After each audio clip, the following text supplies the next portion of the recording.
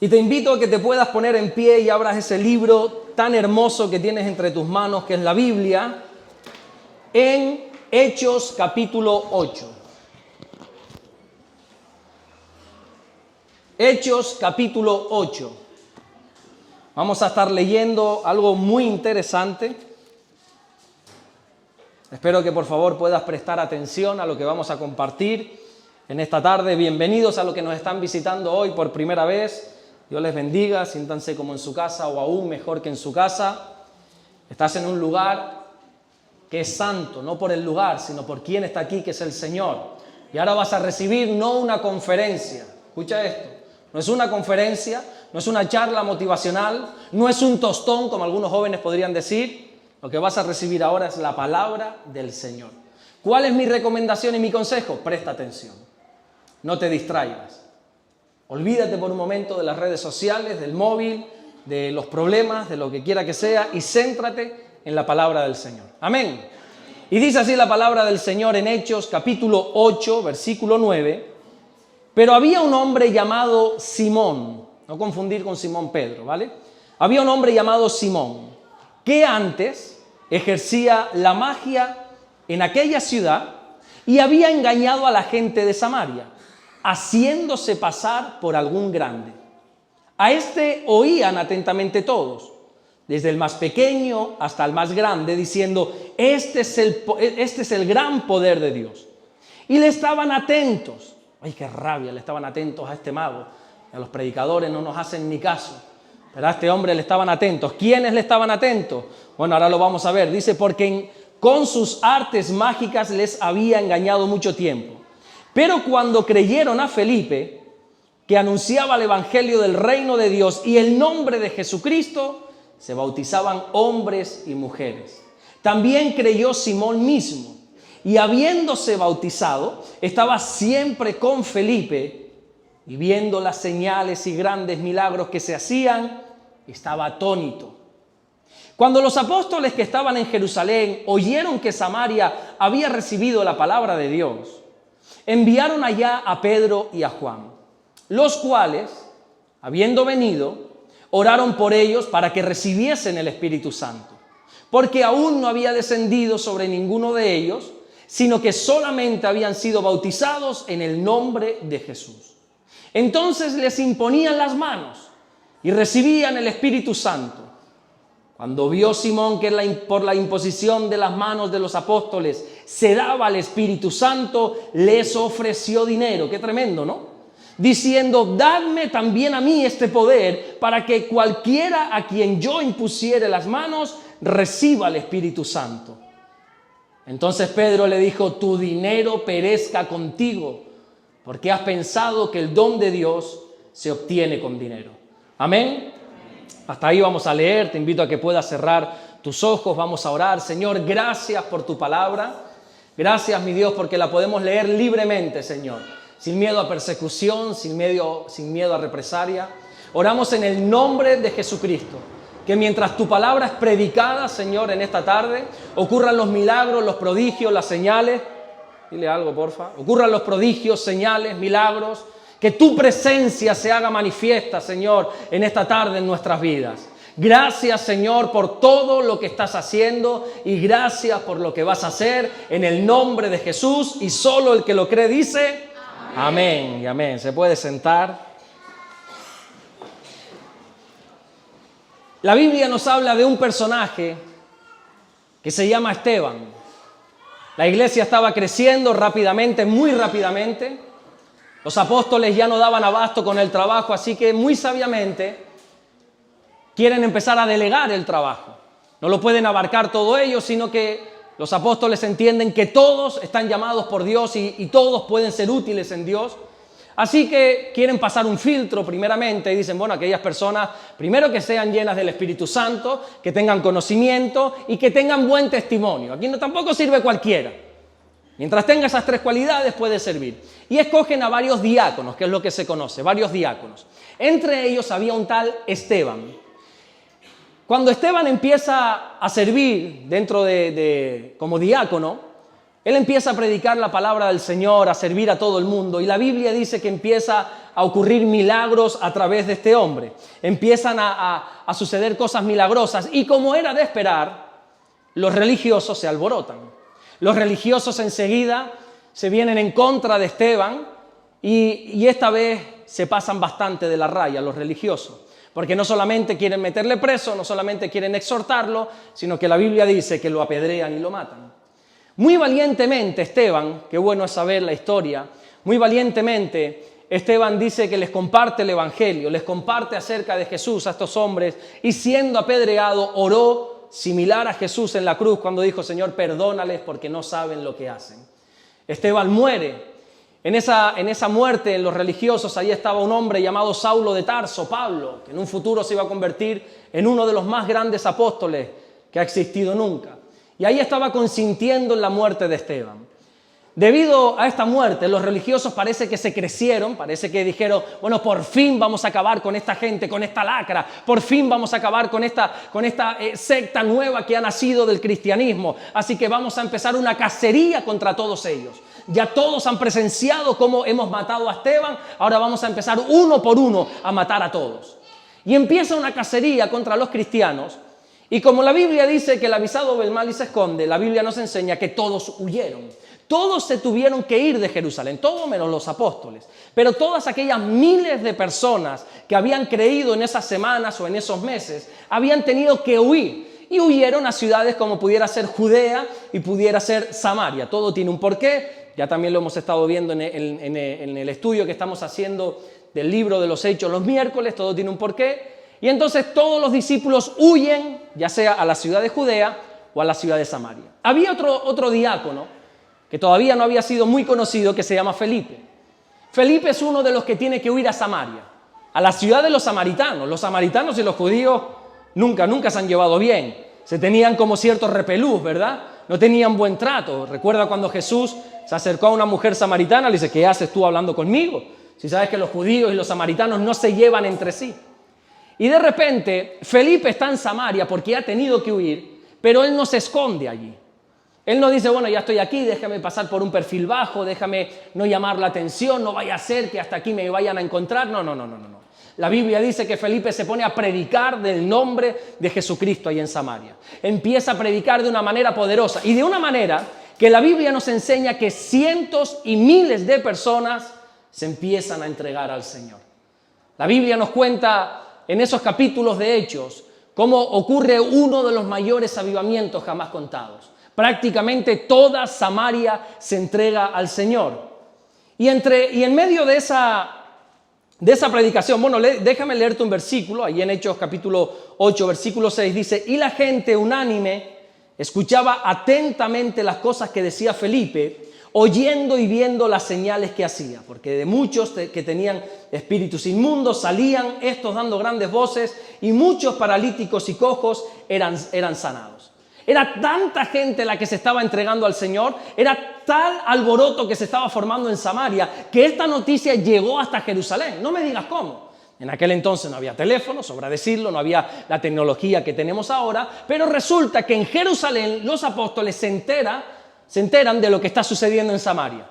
Y ellos no es que pongan en duda a Felipe, pero dicen: oye, vamos a ir nosotros personalmente a ver qué está ocurriendo allí. Así que deciden enviar nada más y nada menos que a Pedro y Juan. Pedro y Juan quieren ir hasta Samaria, tener una entrevista con Felipe y analizar qué es lo que está sucediendo allí. En medio de esa enorme multitud que se está entregando, en medio de esos samaritanos, había un hombre muy conocido en esa ciudad, que la Biblia nos da su nombre, Simón, y nos da su oficio, o por lo menos nos dice cómo se ganaba la vida económicamente hablando, y es a través de la magia. De hecho, se le conoce como Simón el Mago. Quiero hacer un paréntesis, si me das permiso, de 2 minutos, ahora seguimos hablando de Simón, para hablarte de la magia. Dios condena y aborrece todo lo que tenga que ver con la magia. Y espero que la iglesia tenga eso claro. Y cuando hablo de la iglesia, hablo de ti, de mí y de todos los creyentes. Porque encuentro a creyentes jugando con ciertas cosas de la magia. Encuentro a creyentes que no acaban de entender que Dios no tolera la magia. La Biblia dice en Deuteronomio 18:10 no sea hallado en ti quien haga pasar a su hijo o a su hija por el fuego, ni quien practique adivinación. La adivinación Dios no la quiere en medio de su pueblo. Ni agorero, ni sortílego, ni hechicero, ni encantador, ni adivino, ni mago, ni quien consulte con los muertos. Porque esa abominación para con el Señor, no en sí la magia. Atento a lo que dice la Biblia. Es abominación para con el Señor cualquiera que hace estas cosas. Y por estas abominaciones el Señor tu Dios echa estas naciones de delante de ti. Dios no solo permite ni tolera la magia, sino que cualquiera que participa directa o indirectamente de esto es abominación para el Señor. Mi consejo es: aléjate de todo lo que tiene que ver con la magia. Aléjate de todo lo que tenga que ver con la adivinación. No es que es un juego, no es que es un programa de televisión de Angermen, de no sé cuánto, que habla con los muertos, con la otra y con el otro. Aléjate de todo eso que, aunque puede ser gracioso, no es gracioso. Aléjate de todo lo que tiene que ver con la superstición. ¿Cuántos tienen estampitas en su cartera? La herradura. ¿Cuántos tienen colitas de conejo? ¿Cuántos tienen, y qué sé yo, cuántas cosas más? El otro día fui a una casa donde la clienta tenía una herradura de caballo, sin exagerar, no te estoy exagerando, Dios está de testigo de lo que estoy diciendo, una herradura así en la puerta. Y digo, ¿eso para qué es? Dice, no es para la buena suerte. Digo, pues no te acompaña porque tienes la máquina rota, hay que cambiarla, Así que mucha suerte no te está dando. Aléjate de todo lo que tiene que ver con eso, del tarot, del mal de ojo. Aléjate de todo lo que tiene que ver con eso, porque todo eso no es que no sea de Dios, sino que es abominación para Dios. Sigamos con Simón el Mago. Simplemente era una aclaración que yo sé que tú lo sabes, que yo sé que tú lo entiendes, pero por si acaso se te escapa, te lo recuerdo. Simón el Mago era una persona muy conocida en Samaria, no era uno más. No era una persona que pasaba desapercibida, era una persona muy, pero que muy famosa allí en Samaria. Dice la Biblia en el versículo 9 de Hechos capítulo 8, pero había un hombre llamado Simón que antes ejercía la magia en aquella ciudad y había engañado a la gente de Samaria. Espero que entiendas que la magia es un engaño, que si te leen el futuro te están engañando, te están sacando el dinero, pero bueno, ya de eso te he hablado. Y había engañado a la gente de Samaria, haciéndose pasar por algún grande. A este oían atentamente todos, desde el más pequeño hasta el más grande. Ahí sí los jóvenes estaban pendientes. Y estaban diciendo, este es el gran poder de Dios. Mira, antes de conocer a Dios, Simón engañaba a la gente. El oficio de Simón era que a través de sus artes mágicas, como dice la palabra, a través de su magia, engañaba a la gente. Pero por favor, entiende algo. Simón el Mago no se presentaba delante de aquellas multitudes diciendo lo que estoy haciendo es magia. Soy un mago y te quiero leer las cartas o qué sé yo, lo que quiera que sea, no quiero ni nombrarlo. Él no hacía eso. Él lo que hacía era después demostrar que ese era el gran poder de Dios. Espero que esté entendiendo eso. Y esto es algo tremendo, porque Simón el Mago hacía cosas a través de la brujería, de la magia, supuestamente mostrando que eso era el poder de Dios. Un hombre que se paraba frente a multitudes y hacía cosas extravagantes y decía, esto es el poder de Dios. Y la Biblia dice, no, son magia. Cuidado con ese tipo de personas. Cuidado con los supuestos mover de Dios que hay por ahí. No todo lo que dice ser de Dios es de Dios. Simón el Mago no se presentaba con ropas de mago, no se presentaba diciendo esto es magia. Simón el Mago se hacía pasar por un grande diciendo esto es el poder de Dios. Y lo peor de todo no es lo que hacía este sinvergüenza, sino que mucha gente seguía sus pasos y lo creía. Por favor, mucho cuidado con las cosas raras, con las cosas extrañas que se hacen supuestamente en el nombre de Dios. El otro día les hablaba, entre risas y fiestas, creo que era un miércoles, y si es un domingo, lo escuchas por segunda vez. Entre risas y fiestas lo decíamos, pero esto es mucho más peligroso de lo que pensamos. Una persona que es madura en el Señor, que no es de aquí ni es de la isla, para que no estés haciendo maquinaciones en tu cabeza de quién es, de quién está hablando. Una persona que es madura, con un testimonio bastante grande, años y años en el Señor, me dice que ahora lo que está haciendo es echando sal en las esquinas de su casa. Digo, ¿y para qué estás echando sal en las esquinas de tu casa? No, para ahuyentar los malos espíritus. Digo, ¿ah, sí? Espero que no se rían o no guarden ese silencio porque alguno está echando sal en las esquinas de su casa. Cristianos, porque hay una muy conocida que algunos de ustedes escuchan. Yo sé que a ustedes les gusta mucho de esos gritones que hay por ahí. Una muy conocida que dice que la sal hay que echarla por la casa para ahuyentar los malos espíritus. Pero es que lo peor de eso no es que alguien se atreva a decir semejante, perdón por la expresión, semejante tontería, sino que el problema es que muchos están siendo engañados y cristianos de años están echando sal en las esquinas de su casa para supuestamente echar fuera los malos espíritus. Mucho cuidado con esas raras y extrañas enseñanzas que se están haciendo supuestamente en el nombre de Dios. Simón arrastraba multitudes con su magia, diciendo que eso era un mover de Dios, que eso era la gloria de Dios, que eso era el gran poder de Dios. Qué curioso notar, que no es nada curioso, que es así, que la Biblia nos dice que una de las señales de los últimos tiempos es que la gente, las multitudes, no querrán escuchar buenas predicaciones. La gente no va a querer escuchar, o como dice Pablo a Timoteo, no va a querer sufrir la sana doctrina.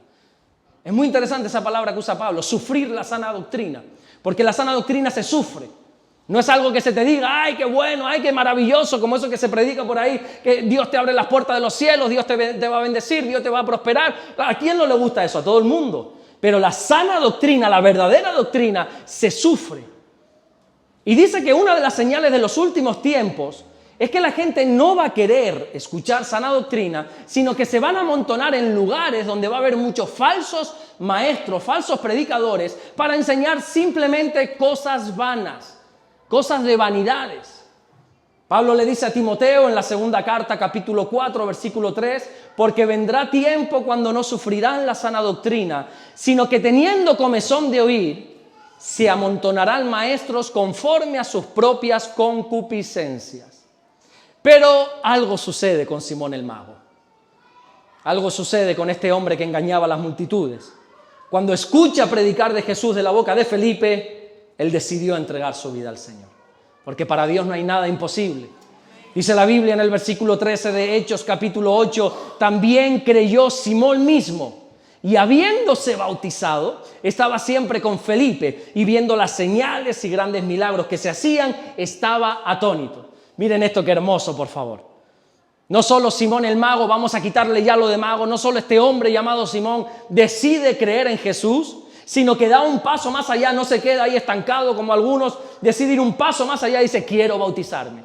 No solamente se bautiza, sino que dice literalmente la Biblia que se pega a Felipe, se pega a su mentor, a su pastor, a la persona que le habló del Señor, se pega, quiero aprender de ti. Que dice que estaba siempre con Felipe. Y lo más hermoso que algunos por desgracia han perdido, dice que Simón estaba atónito de lo que Dios estaba haciendo, estaba perplejo. Este hombre estaba maravillado de cómo se movía Dios. Y creo que algunos de ustedes han perdido esta actitud o esta cualidad. Estar atónitos de lo que Dios hace. Nos hemos acostumbrado quizá a la presencia del Señor. Nos hemos acostumbrado a que cada domingo aquí a las 6 de la tarde vamos a estar contigo o sin ti, con frío o con calor, con lluvia o con un sol que raja las piedras. Da lo mismo. Aquí estamos comprometidos y a las 6 de la tarde se va a estar adorando al Señor para después predicar la palabra del Señor. Sea con quien sea, aquí se va a estar predicando la palabra del Señor. Y algunos han dado esto por hecho ya y no se maravillan. Hay personas que ya llevan tiempo en el Señor y no les maravilla un culto. Es más, tendemos a calificar el culto. ¿Viste que hoy en la alabanza se escucharon dos? Yo me estaba fijando desde ahí atrás en el rebujo este de cable, estaba nervioso desde ahí atrás. Diciendo, mira los cables. Y aquí una alabanza hermosa y yo pendiente de los cables. Nada, mira tu país. Mira eso, ¿cómo podemos tener eso aquí en mitad de un culto? Ya no solo aquí en la iglesia, que este culto lo ven miles de personas y estamos aquí, mira tu país. Qué vergüenza, ahora voy a tener que recortar el vídeo que se vea de aquí para arriba nada más. Y estamos pendientes de que si hace calor, que honestamente hace calor, tenemos las máquinas ahí. Y asome, don Manuel, asome se vea los cables para que usted vea. Qué mal tener eso así, ¿no? Y estamos siempre pendientes de las cosas y no estamos atónitos. Ya no nos maravillamos con el poder de Dios. No se nos erizan los pelos. ¿Te acuerdas de esos primeros cultos que venía y no importaba quién estaba en la alabanza, quién predicase, solo sentías un poquito la presencia del Señor y cómo se te erizaba esa piel, ¿te acuerdas? Cómo llorabas cuando se predicaba la palabra o simplemente te emocionabas o por lo menos estabas atento y disfrutabas, estabas atónito, cómo querías seguir creciendo, avanzando, creciendo en la obra del Señor siempre. Y eso lo tenía Simón, que es lo que llama la Biblia ese primer amor que algunos han perdido. Y Simón parecía haber tenido una verdadera conversión. Pero recuerda que antes te dije que desde Jerusalén se enviaron a 2 apóstoles. ¿A quiénes? ¿No te digo yo que no está? ¿A quiénes enviaron desde Jerusalén? A Pedro y a Juan. Y llega Pedro y Juan a Samaria. Y ven que lo que está sucediendo es algo tremendo, es un mover de Dios, es algo tremendo. Pero resulta que los samaritanos habían recibido a Jesús, habían recibido la palabra de Dios, se habían bautizado, pero todavía sobre los samaritanos no se había derramado el Espíritu Santo. Así que Pedro y Juan, sabiendo lo importante que es que los creyentes tengan al Espíritu Santo, empiezan a imponer manos a todos los creyentes para que reciban este don. Y efectivamente ellos estaban recibiendo el don del Espíritu Santo. Estaba Pedro, Juan, me imagino que estaban los dos por cada lado imponiendo manos, orando para que todos recibiesen el Espíritu Santo. Y en ese momento, no me digas qué sucede, que Simón, ese hombre enamorado del Señor, ese hombre que se había bautizado, ese hombre que estaba siempre pegado a Felipe, ve eso y algo cambia en su corazón. Algo sucede hasta tal grado que quiere comprar lo que Pedro y Juan tienen.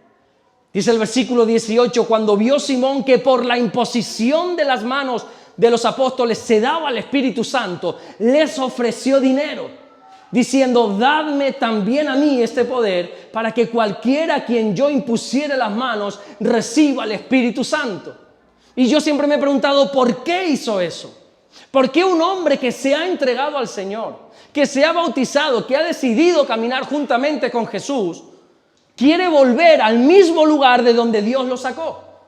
Quiere volver a practicar lo mismo de lo que un día Dios le sacó. Y es precisamente por eso. Porque su vieja naturaleza era lo que hacía. Manipular las cosas de Dios. Y movido por su antiguo deseo de controlar y de manipular, quiso comprar a Dios. A pesar de haberse convertido al Señor, a pesar de arrepentirse de sus pecados e incluso de bautizarse, Simón volvió a lo mismo. Volvió al mismo pecado que un día Dios lo sacó. Claro, frente a esta historia, que no sé si la conocías maravilloso, si no, ya has conocido algo más de la palabra del Señor, una corta historia, ya no va a salir más en la Biblia este personaje. Frente a esta historia, frente a este hombre, podemos hacer 2 cosas. Lo primero que podemos hacer es condenar su pecado.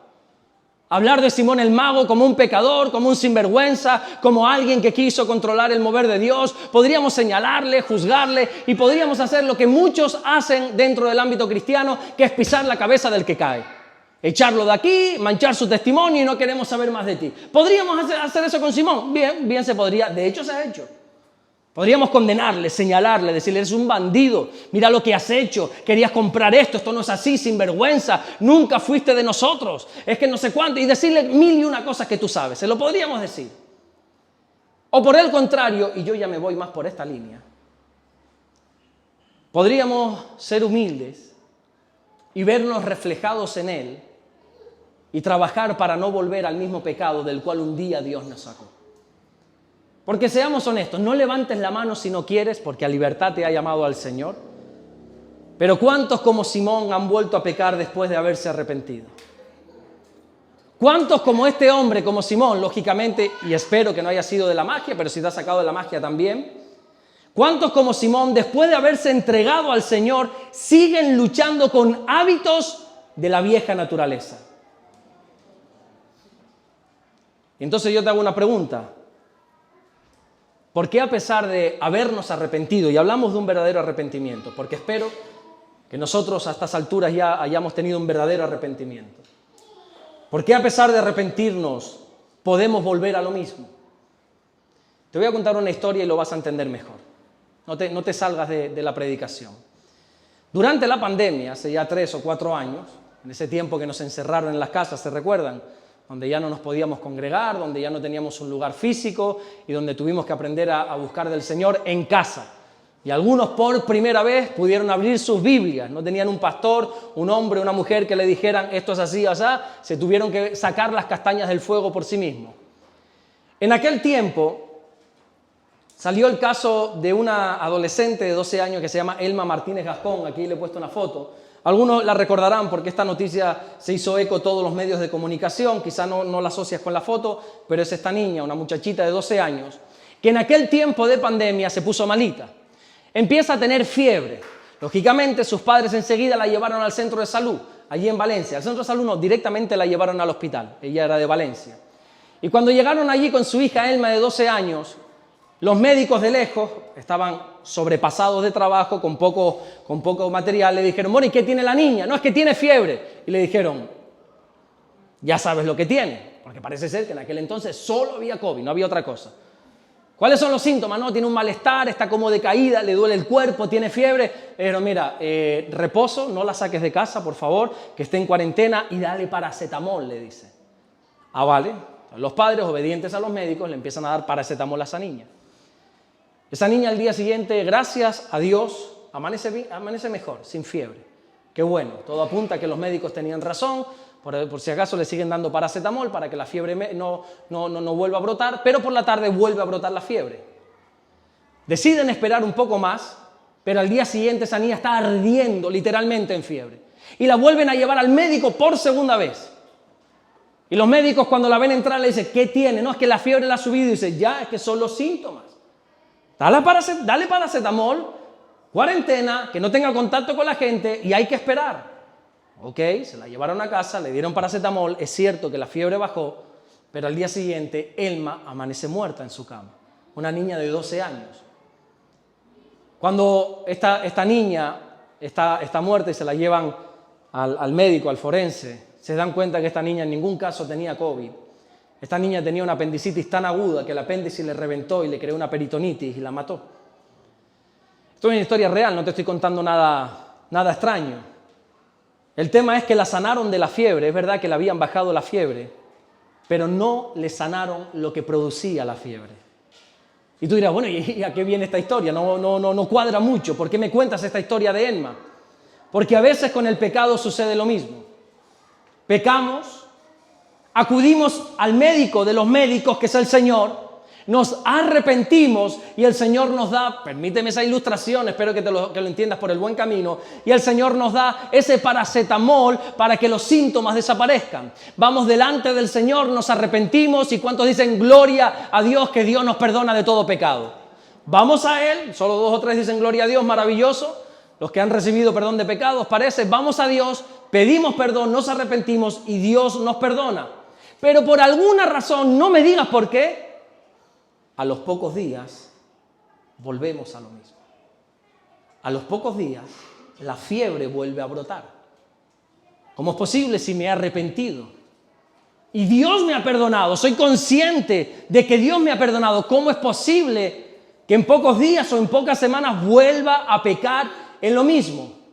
Porque a veces somos perdonados, pero no somos sanados. Y es por eso que vuelve a brotar el pecado dentro de nosotros.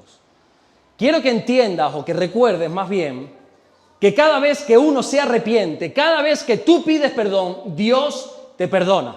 Eso lo tienes claro, ¿verdad? La Biblia dice, uy, están como apagados, ¿ustedes están aquí? ¿Sí? Cada vez que tú pides perdón, Dios te perdona. Ten esa paz y esa tranquilidad.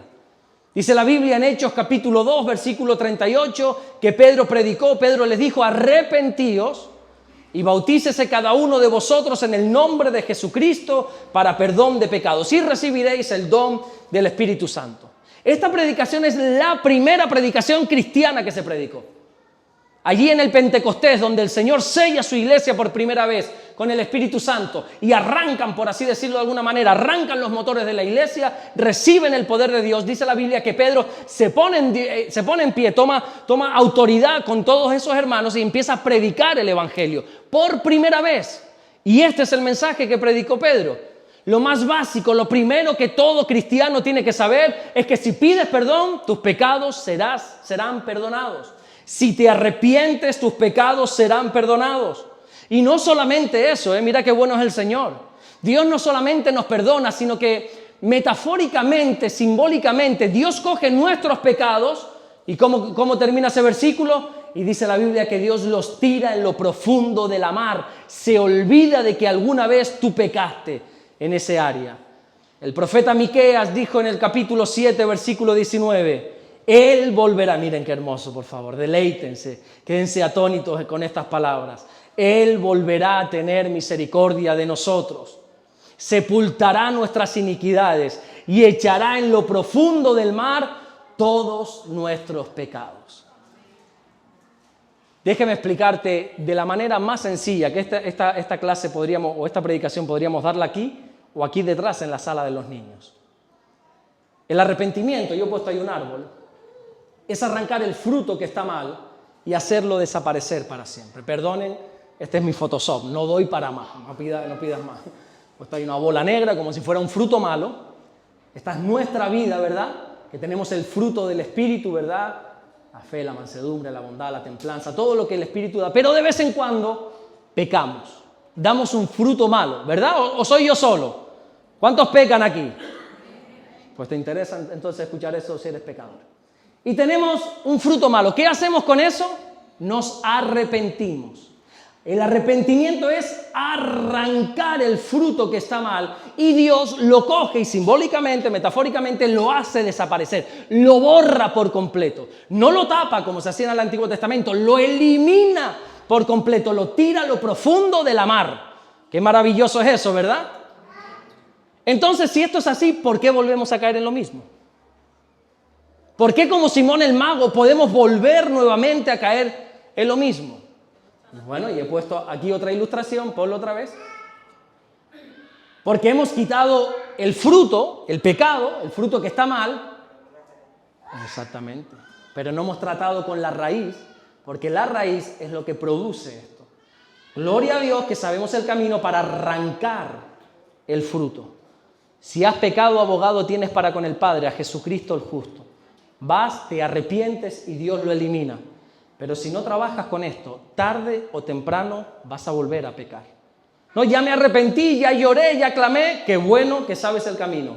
Pero si no haces un trabajo, créeme que tarde o temprano vuelves a pecar. Por más que no quieras, por más que no lo desees, vuelves a pecar. Por ejemplo, uno miente. ¿Cuántos han mentido aquí alguna vez? Bien, ya vamos ahí entendiéndonos, ¿verdad? ¿Y qué hacemos cuando mentimos? Dale para atrás otra vez, porfa. ¿Qué hacemos cuando mentimos? Cuando brota de nosotros un fruto malo, dentro del fruto del Espíritu. ¿Qué hacemos? Bueno, algunos matan por esa mentira. Algunos son capaces de, para tapar esto, pudren todo el árbol, pudren todo el bosque, pudren absolutamente todo, con tal de decir que esto es un fruto bueno. Pero los cristianos decimos, me he equivocado. Vamos delante del Señor y decimos, Señor, qué vergüenza, ¿no? Perdóname, Señor, yo me arrepiento de esto. Y cogemos la mentira y la echamos fuera. Iba a decir cuántos han adulterado, no lo quiero saber porque seguro que nadie, pero si uno tiene el mal fruto del adulterio, de la fornicación, ¿qué hace? ¿Se queda con eso? No, es que fue por... No, agacha la cabeza, va delante del Señor y le dice, Señor, perdóname, me arrepiento, es vergonzoso lo que he hecho. ¿Cuántos han robado? No lo voy a preguntar. ¿Cuántos han tenido malos pensamientos alguna vez?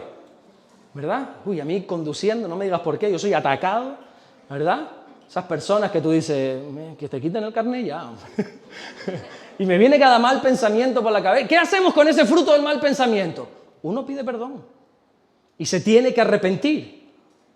Pero mientras no vayas a la raíz del problema, eso va a seguir brotando una y otra vez. ¿Y cuál es la raíz? Mateo 15, 19 nos lo dice. Porque del corazón salen los malos pensamientos, los homicidios, los adulterios, las fornicaciones, los hurtos, los falsos testimonios, las blasfemias. La raíz de nuestra vida es el corazón. Y nosotros podemos ir a la raíz y podemos limpiar la maldad que hay en nosotros a través de la confesión. Un hombre, un apóstol, un discípulo llamado Juan, que dicen que era el más cercano de Jesús, Él nos escribe en su primera carta, en el capítulo 1, versículo 9, que si confesamos nuestros pecados, Él, Dios, Jesús, Él es fiel y justo para perdonar nuestros pecados, y no queda ahí, sino que dice, y limpiarnos de toda maldad. Tenemos que entender que el pecado mancha. El pecado no es algo que haces y ya está, no, el pecado te ha marcado. El pecado te ha sellado, te ha marcado de por vida. Tenemos esa marca dentro de nosotros, hay un pecado en nosotros. No es una mancha superficial, sino una mancha que está en tu corazón. Y esa mancha se llama maldad. Porque cuando uno peca, se mancha de maldad. David, en ese momento que es sorprendido en su pecado, por cierto, hace unos días un hombre de Dios grande fue descubierto en un pecado. Y qué vergüenza, cómo cantidad, o por lo menos lo que yo he visto por las redes sociales atacando a este hombre.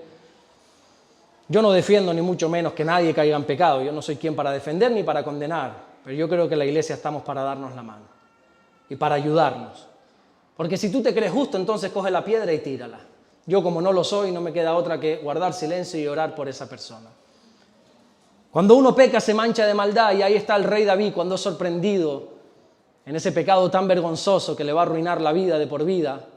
Pero él hace algo muy hermoso, que es arrepentirse de sus pecados. Te aconsejo que te leas el Salmo 51, porque ese salmo habla del arrepentimiento de David cuando fue descubierto en su pecado. Y él dice algo muy interesante. En el versículo 2, David dice, lávame más y más de mi maldad y límpiame. Fíjate que no dice perdóname, porque ya lo dijo en el versículo 1. Y límpiame de mi pecado. Cuando nosotros nos arrepentimos, es como quitarse la prenda que tenemos manchada en nuestra vida. Hay un gran cambio, es verdad, pero si no hacemos nada más, pronto va a volver a estar manchada esa prenda. Te pongo un ejemplo para que lo entiendas. Mira, quizás te estoy dando mucha información, pero lo vas a entender a la perfección lo que te estoy diciendo. El otro día trabajando, me pasó algo que, por lo menos hasta ahora, nunca me había sucedido. Estaba instalando un equipo de aire acondicionado y tenía el taladro, no me digas por qué, se me resbala el taladro. Desde los 13 años estoy con taladros en la mano y se me viene a caer ahora. Y me clavo la broca, se me cae desde aquí, me clavo la broca aquí. Una herida, un dolor, yo que soy medio nenaza para eso. Y Ronald, dame una tirita. Y eso salía sangre, y a mí me picaba y yo me preocupaba, esto se me va a infectar y la broca está sucia, está oxidada. Y bueno, y en definitiva, al final tuve que seguir para adelante porque había clientes. Entonces, ¿qué hice? Me pasé agua por ahí, me puse una venda y aquí, pues Santas Pascuas, como dicen por ahí, a seguir trabajando. Claro, al rato estoy trabajando y me doy cuenta que algo me está goteando por la pierna y me miro y es sangre. Esa venda se había vuelto a manchar de sangre y estaba manchando el pantalón. Y yo digo, qué mala imagen delante del cliente, ¿no? Un hombre ahí sangrando, qué feo. Así que corriendo otra vez, voy, me quito esa venda, me limpio, me pongo otra venda. Y trabajando, y a los 10 minutos me pasa exactamente lo mismo. Toda la venda manchada. Y así tuve que hacer 3 o 4 veces, no hasta que paró de sangrar, sino hasta que terminé el trabajo. Y cambiándome. Arrepentirse es como cambiarse la venda. ¿Hay un cambio? Sí, claro que sí. Es lo mínimo que puedes hacer. Pero la raíz del problema sigue estando ahí. Lo que te ha llevado a que cometas eso, sigue estando ahí. Lo que te ha llevado a que peques, sigue estando ahí. Qué bueno que te has arrepentido, que has pedido perdón y que estás intentando no volver a hacer lo mismo. Pero el motivo que te llevó a eso sigue estando ahí. Y te puedes cambiar la venda cuantas veces quieras, pero si no arreglas la raíz, el problema, seguirás cayendo en lo mismo. El apóstol Pablo estaba meditando en esta situación, estaba intentando buscarle la lógica, que yo le intento buscar también, de cómo es posible que yo quiera hacer esto y acabe haciendo lo otro, quiera hacer el bien y acabe haciendo el mal, hasta que él llega a un punto, bueno, a un punto no, al punto, a la clave. Y dice en Romanos 7:20, y si hago lo que no quiero, ya no lo hago yo, dice Pablo, sino el pecado que mora en mí. Así que queriendo yo hacer el bien, hallo esta ley, miren cuál es la ley, que el mal está en mí. El arrepentimiento te quita la primera mancha, pero no la raíz de la mancha, porque hay un problema que está en ti, no es externo. El problema está en ti. El pecado mancha y no es el arrepentimiento lo que limpia. El arrepentimiento es lo que nos trae perdón. Oye, y gloria a Dios, que al fin de cuentas es lo que nos interesa, el ser perdonados. Es lo que nos va a llevar a la eternidad con el Señor, recibir el perdón de pecados. Pero escuchen esto, si no haces nada, por arreglar ese asunto, tarde o temprano volverás a caer en lo mismo.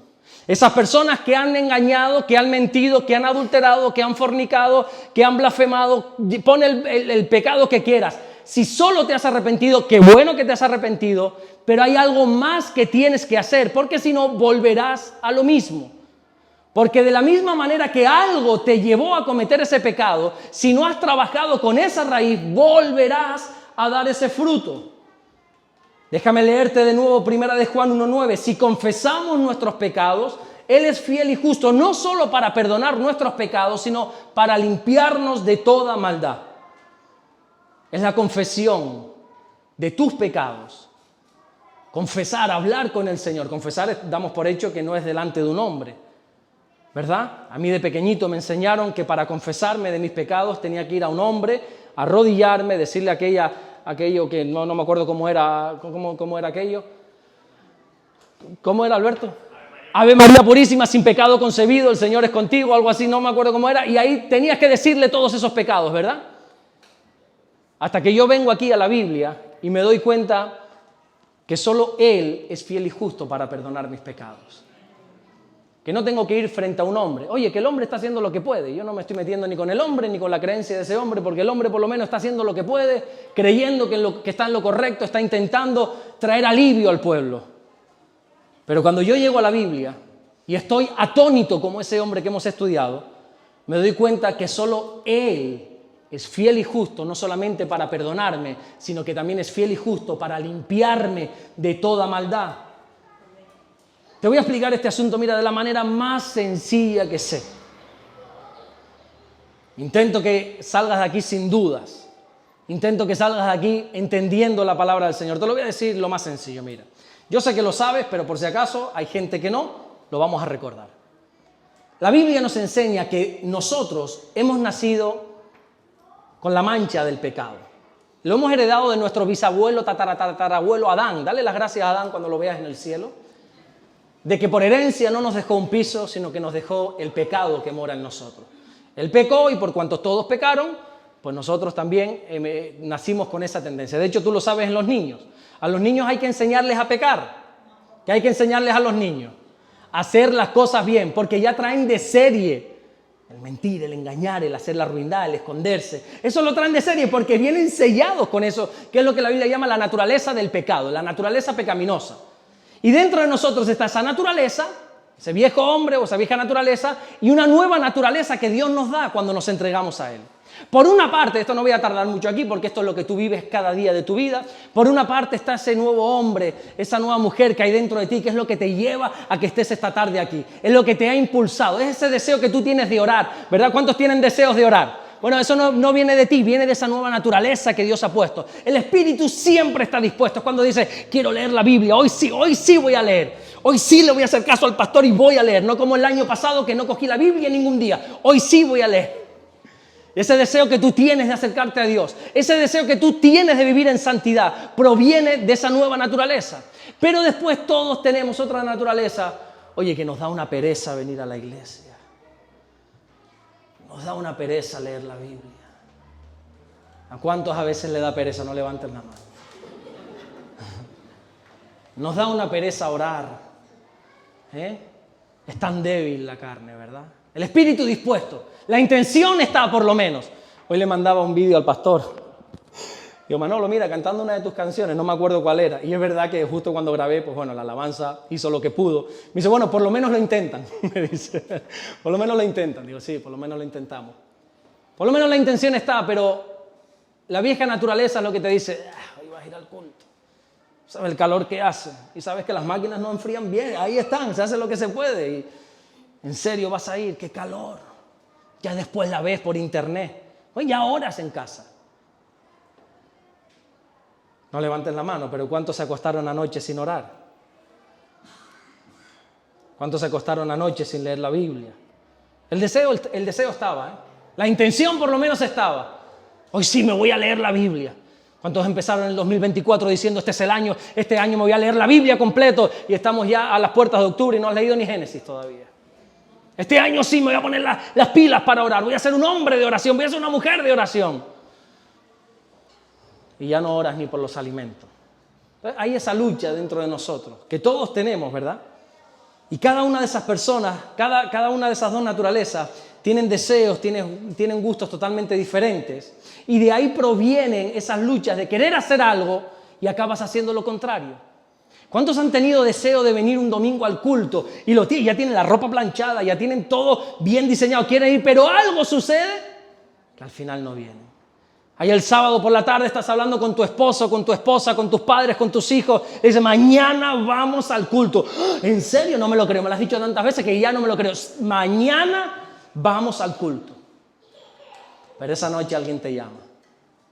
Ese amigo endemoniado, endemoniada, y te dice, dime una discoteca de por aquí, un pub. Yo siempre digo el Tortuga, otra. Vámonos al... No se lo conocen pero bien, ¿eh? ¿A cuál? Bueno, vámonos allí y alguien te lleva y tú dices, oye, honestamente yo quería ir al culto y no me digas cómo. Y te levantas el domingo resacado, no sé cómo se dice. Gracias a Dios ya ni me acuerdo de eso. Y dices, ¿cómo es posible si yo quería hacer el bien? Y otra vez acabé en ese que dijiste. Y otra vez acabé allí. Esta mañana decía en el culto de Puerto, en el Mamarrumba, y todo el mundo, Dios, porque lo conocen bien. Lo conocen pero bien ese. Y quieren hacer el bien, y quieren orar, y se quieren consagrar. Y en el fondo de su corazón hay un deseo fuerte de entregar su vida al Señor, pero hay algo que les puede. Hay otra parte de ustedes que les jala, que les lleva, como dice Pablo, cautivos a la ley del pecado. Hay un deseo, no es falsedad, no es hipocresía, no se sientan mal. Verdaderamente tienen el deseo de hacer las cosas bien, pero algo sucede que acaban haciendo el mal, que no quieran. Por eso Romanos capítulo 7, versículo 15, Pablo dice, porque lo que hago no lo entiendo. Honestamente, me han dicho algunas personas, mi vida no tiene ni pies ni cabeza, no entiendo. Me quiero acercar a Dios, pero mira cómo está mi vida. Porque lo que hago no lo entiendo, pues no hago lo que quiero, sino lo que aborrezco, eso hago. Y entonces te hago aquí la pregunta que lo cambia todo. Entonces, ¿qué hacer? ¿Qué es la confesión? La confesión es ir delante de Dios, con ese espíritu que siempre está dispuesto. Abrir tu corazón, echar a un lado la tierra, mostrarle las raíces y ser honestos con Dios y decirle, Señor, tú sabes que te amo.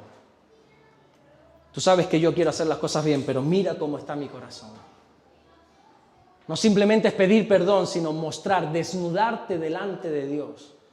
Mostrar tu intimidad, tu corazón y decirle, Señor, tú sabes que dentro de mí está este deseo. Tú sabes que yo te amo, Señor, aún con todos mis defectos, aún con todos mis errores y mi infinidad de pecados. Pero, Señor, tú sabes que te amo. Pero mira cómo está mi vida. Mira cómo está mi corazón. Y lo peor de todo, ¿sabes qué es, Señor? Que disfruto mientras peco. Que a veces incluso me acuerdo de ti y sigo cometiendo ese pecado. Eso es la confesión, abrirle tu corazón al Señor y serle honesto a Él.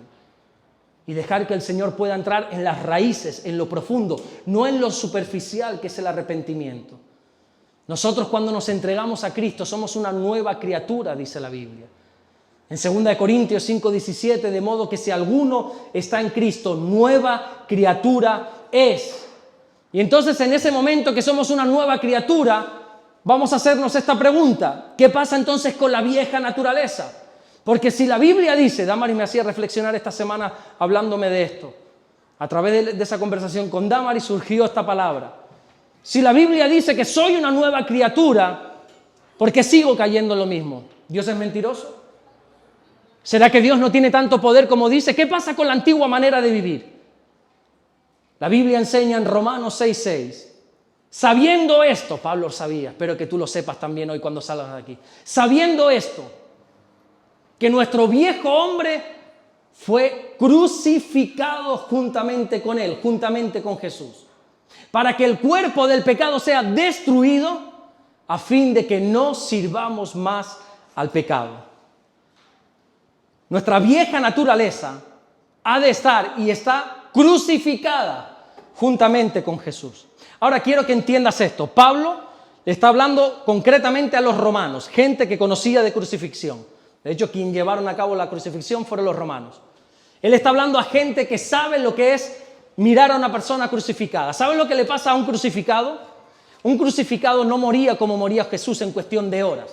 Jesús fue crucificado y en pocas horas murió. Pero eso es algo excepcional. Recuerda que a Jesús, antes de enviarlo a la cruz, le azotaron, le golpearon, le hicieron barbaridades, le dieron con esos látigos que le arrancaban la carne. Como Isaías dice, fue molido por nuestros pecados. Y la ley romana lo dejaba claro: o eres azotado o eres crucificado, las dos cosas no. Cristo ya llegó a la cruz, perdón por esta palabra fuerte pero real, destrozado, molido llegó a esa cruz. Lo colgaron y a las 3 de la tarde entrega su espíritu y muere. Pero no era lo normal. Lo normal de los crucificados es que llegasen, por así decirlo, enteros a la cruz, sanos, sin ser golpeados. Y allí te crucificaban, te clavaban un clavo en una mano, otro clavo en la otra y un solo clavo para los dos pies. Y cuando te levantaban empezabas a morir lenta y dolorosamente por asfixia. Podías estar hasta 3, 4 y 5 días agonizando en esa cruz. Lógicamente 3, 4 días había momentos que te desvanecías, que parecías como muerto. ¿Cuánto les gusta la pesca? David, yo no entiendo de pesca. Pero he visto vídeos de que cuando coges un pez y lo tienes a lo mejor, no sé, el tiempo que sea en el cubo, está muerto, pero de repente, no me digas de dónde coge la fuerza ese pescadito. ¿Qué hace? Revolotea, se mueve y hace por vivir, ¿verdad? Y yo estaba muerto. Pero si llevas ahí 2 horas sin respirar. Así, aunque suene gracioso, pero no lo es, hacían los crucificados. Ellos estaban muertos totalmente, estaban desvanecidos. Pero algo como que les venía esa fuerza y hacían por vivir. Y hacían otra vez por volver a la vida. No podían porque estaban crucificados, pero volvía. Y Pablo, que conocía esto, dice: así es el viejo hombre. Está crucificado juntamente con Cristo. Pero de vez en cuando ese viejo hombre hace por vivir. Hace como ese pez que parece que está muerto, que es inofensivo, que lo tenemos bien muerto ahí, pero hace por vivir.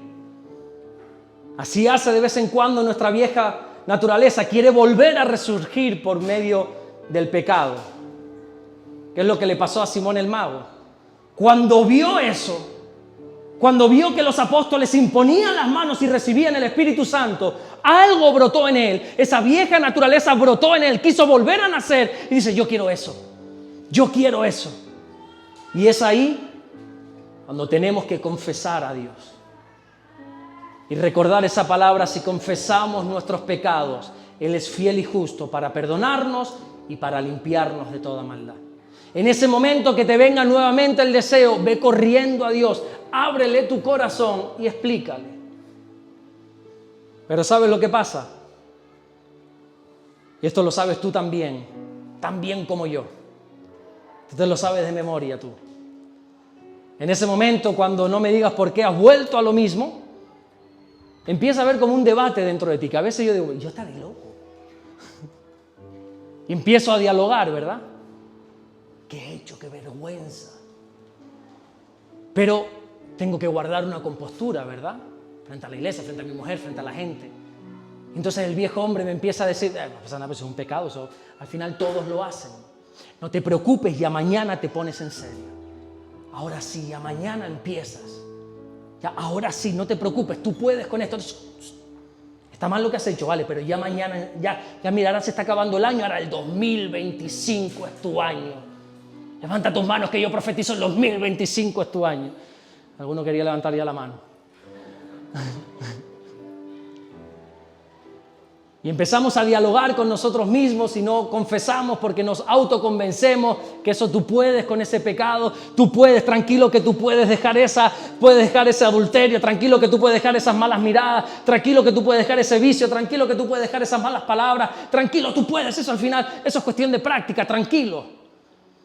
Y convives tanto con este pensamiento que al final tienes que dejar de venir a la iglesia, porque oye, venir a la iglesia con esa culpabilidad y a alguien que parece que es el hombre que te está acusando, cuando es la palabra del Señor que está entrando por tus huesos, por tus tuétanos y te está convenciendo porque Él conoce tus pensamientos. Al final dices: ¿para qué voy si salgo peor de cómo entré? Y ya dejas de venir y cuando esté bien vuelvo. Cuando esté en santidad vuelvo. El problema en sí no es pecar. El problema en sí es qué te ha llevado a ese pecado. Qué bueno que hayas pedido perdón, qué bueno que te hayas arrepentido, pero espero que hayas aprendido en esta tarde que el problema no es tan solo pecar. El problema serio que tienes es qué te ha llevado a cometer ese pecado. ¿Por qué hiciste lo que hiciste?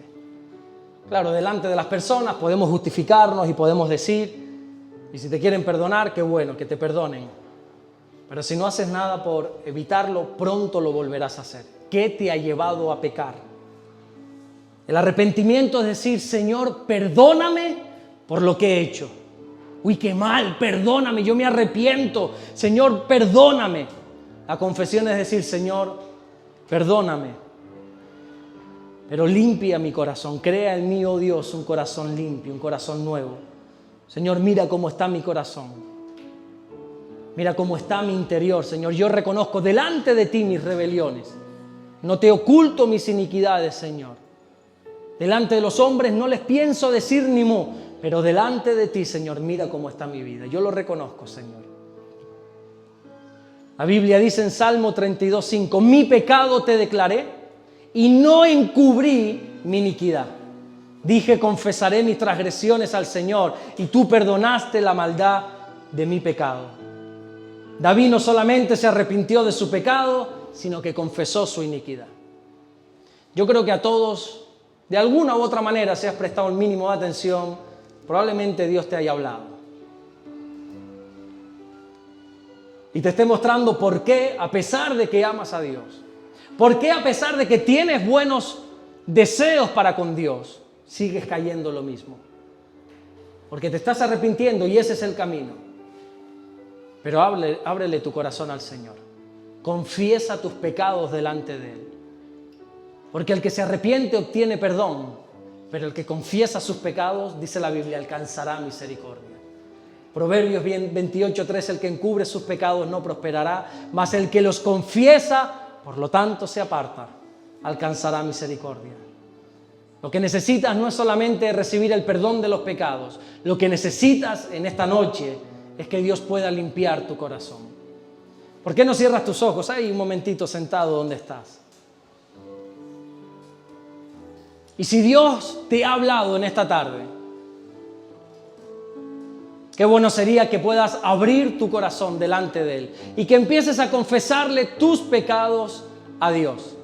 Asegúrate, por favor, de hacerlo bien en voz baja, que nadie se entere, que el que esté al lado no se entere. Si lo tienes bien pegado, ora en silencio en tu mente, pero abre tu corazón en esta noche delante de Dios y confiesa tus pecados. Confiesa tus pecados y Él es fiel y justo, no solamente para perdonarte, sino que Él te va a limpiar, Él va a tratar la raíz, que es tu corazón. El pecado no es lo importante, es lo que te ha llevado a pecar.